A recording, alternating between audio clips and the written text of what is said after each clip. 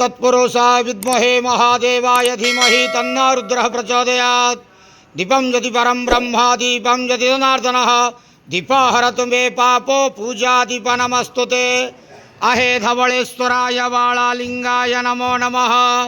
संसार सुखी रखंतु।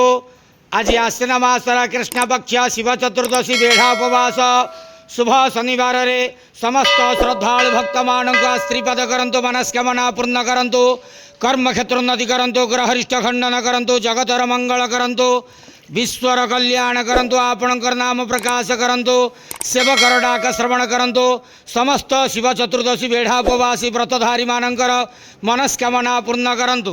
बाबा धवळेश्वराय बाळालिंगाय नमो नमः। संसार सुखी रखंतु आनंद के वार हरि बोलो।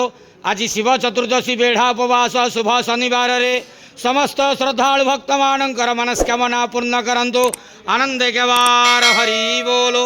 बाबा धवळेश्वराय बाळालिंगाय नमो नमः।